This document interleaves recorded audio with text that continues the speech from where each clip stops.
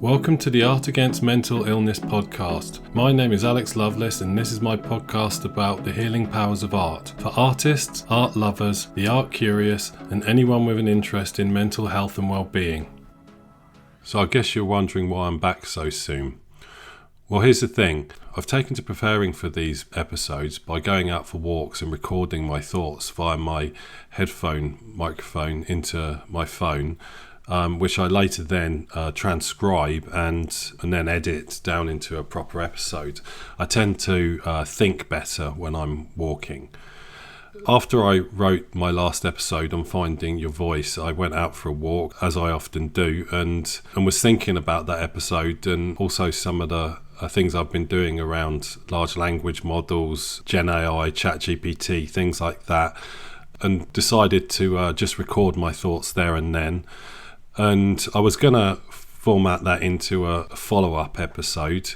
And then I thought, actually, maybe you should just hear the original recording as it came out as a bit of a view into my world and how I think about these things in real time. And so, yeah, that's what you've got here. The sound quality is terrible because it was recorded by my headphone mic while I was walking around some local woods here in central Scotland in Octorada. So you'll hear me sort of sniffing, crunching leaves. I think there's some rattling sound towards the end, which is me fiddling around with my medication, my little medication box I carry around with me that carries my ADHD meds. And it's a little bit meta and self-referential, but I think you'll find it quite interesting. So this is completely unedited. I'm just going to cut and paste it in there, and you can listen to it or not. But otherwise, I'll be back soon with a more formal episode. Enjoy. An addendum to my piece on finding your voice. I don't use ChatGPT or any other language model to write these episodes for me. I do increasingly use record my thoughts in my own voice and then use a language model to transcribe that, which I then edit it. Most of the ones I've created so far, the ones that I've scripted rather than the monologues, are, I've just sat down in front of my laptop and with an idea of what I wanted to say, I've written some on my phone and just gone at it and redrafted a few times and then performed it. But it takes quite a while, and it had occurred to me as someone who regularly works with language models and has, as part of my day job, formed natural language processing and various other data science related tasks that relate to understanding of the written language and the creation of the written language via computers. It had occurred to me that I could remove some of the labour required to create these episodes by feeding my thoughts into a model and asking it to write them for me, and then I can just edit it or whatever. And I have tried this, and if you just put in my thoughts, please write a podcast episode script for, that covers about this topic, that covers the following points in the following order. You just get ChatGPT, whichever models do that for you, and it always does a pretty decent job of it. And you might think I could just use that, but I every time I read back, I really cringe at the choice of language, and to be more specific, the voice it uses, which isn't mine, and tends to err on the side of sort of corporate American, or perhaps American media voice that is fundamentally not how I talk or how I write or how I want to talk or write, and I think would sound very weird coming from me. And I think you'd probably figure out very quickly that either I didn't write it or I got either someone else or something else to write it for me, and that's certainly not what I want to put across. If I'm going to say it in my actual physical voice, I would prefer to say it in the way that I would usually say things. Now, that's not to say that the words that I write down and then perform are exactly how I would say it. I'm not quite that eloquent in real time, but certainly they're the way I want words to come out of my head, and if I slow myself down enough and clear enough head, the words sometimes do come out like I wrote them down. So broadly speaking, it is how I speak. So obviously that's just with the vanilla GPT-4 or whatever model, and A, there are other models, and B, you can give the model instructions to tune its output. And I've tried this too. For example, I've given very specific instructions on how to use language, UK English, into a semi-informal style, and given it a bunch of pointers, and then given it actual examples of how I write things. So, for example, previous transcripts of previous episodes, and it's like, well, here's the points I want you to make, write it like that, and it gets it closer, but it's always saying things in a weird way that I don't like, and tends to miss some of the nuance that I would put into it, and so I tend to think it's more work then to rework that than it is just to write it from scratch. But it also ignores another factor of how I write these, in that I don't know what I'm going to write when I start. I know the point I want to make, or perhaps multiple points, and perhaps have an idea of structure.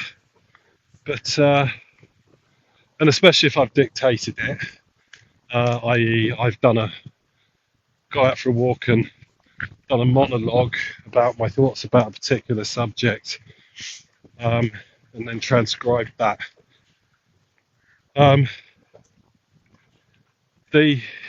So I might have a whole body of text to edit into a more palatable form. But even then, I don't really know how it's going to come out, how much of what I said is going to be left in there, how much of it was even coherent or was really the point I wanted to make. And so if you take my last episode on voice as a case in point, I went out for a walk. I recorded into my headphones, which are attached to my Bluetooth attached to my phone, and I recorded my thoughts and had that transcribed, which did a decent job. I then just went at that text directly without passing it through a language model, and I probably changed 70 or 80% of the words. The structure is roughly the same, and then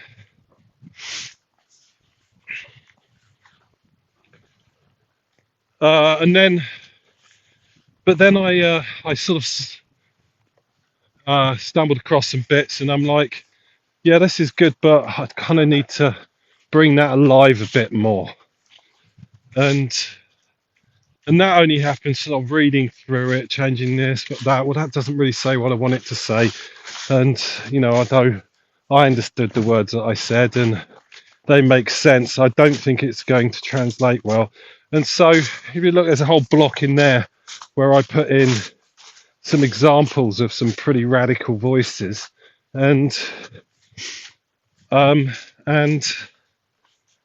that came out after. That was one of the last things I did. I was like, I thought I need something in there that sort of makes this feel a little bit more human, and I sort of started thinking about how to illustrate some of the points, that I was going to make, and I started coming up with some stuff. I mentioned Stephen Hawking, Yoko Ono, Lamont Young, and others, Napalm Death, and they sort of just started coming out. I went and did a little bit of research to verify what I remembered of these artists and their work, found some new stuff along the way, learned some really interesting things, went on a minor detour where I actually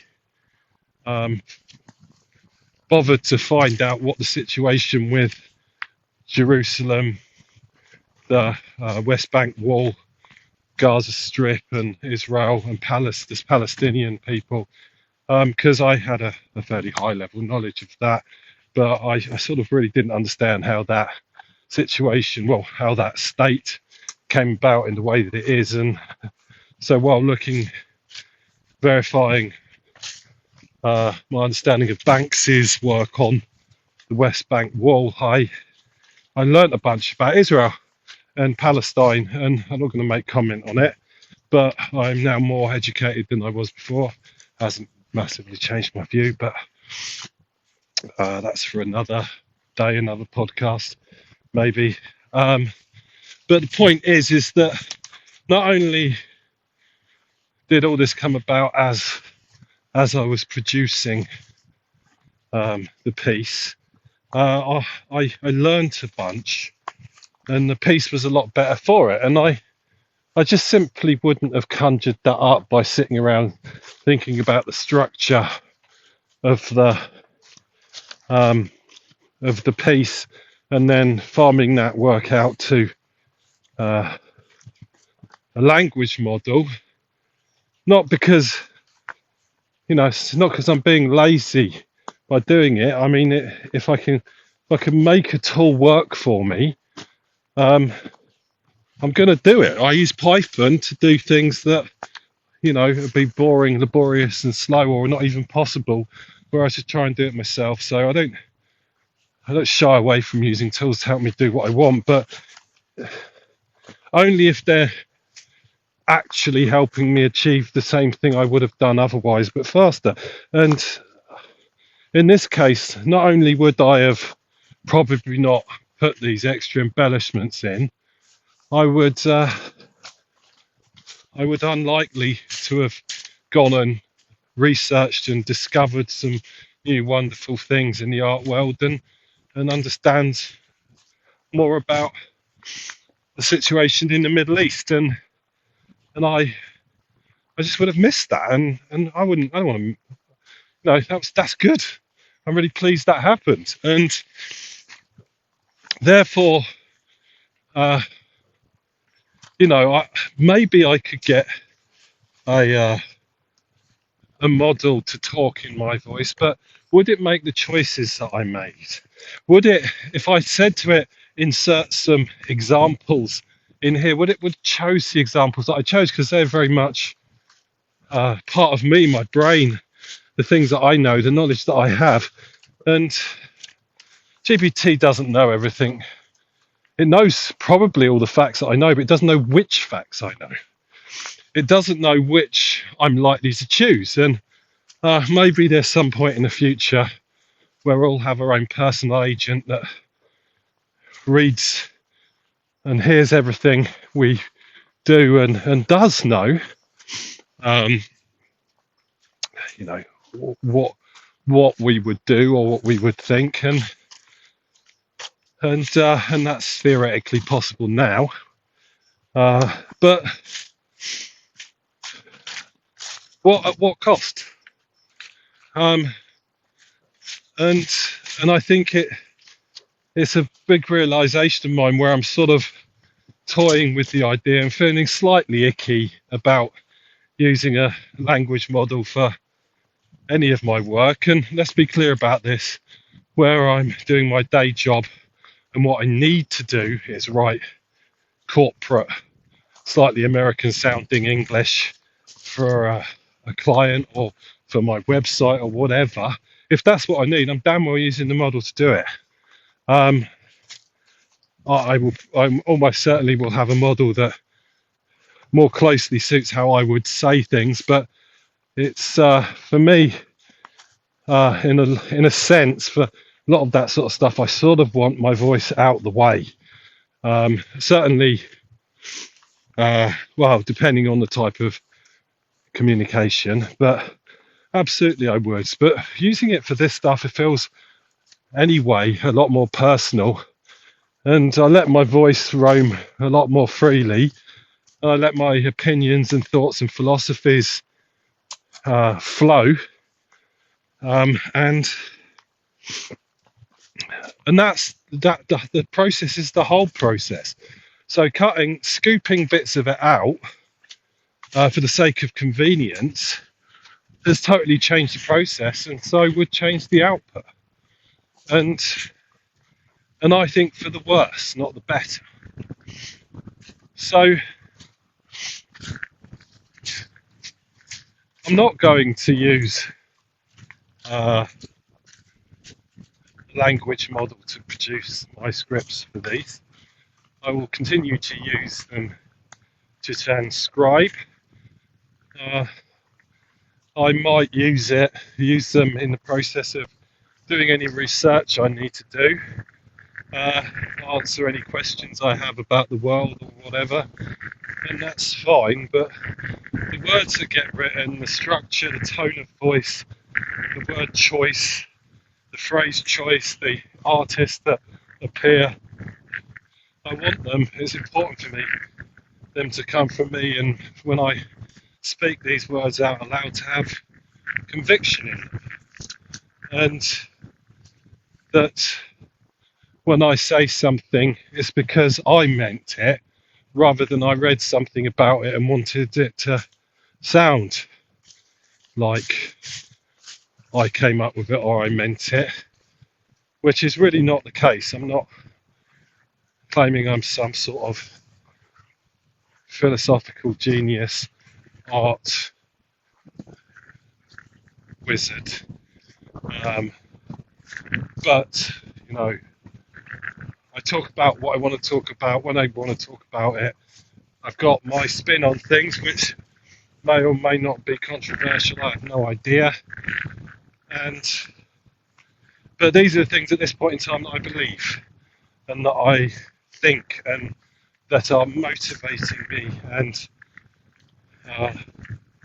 driving me, giving me enthusiasm and joy, and therefore, you know, that's what I talk about, and that's me. That's my voice. That's my choice, and I hope that any of you, if anyone's listening, please let me know if you are, that this is of value to you in some way. If you learn something, or it helps you, makes you feel something, or helps you progress, or maybe you think it's terrible and you just love to hate me. It's all good. But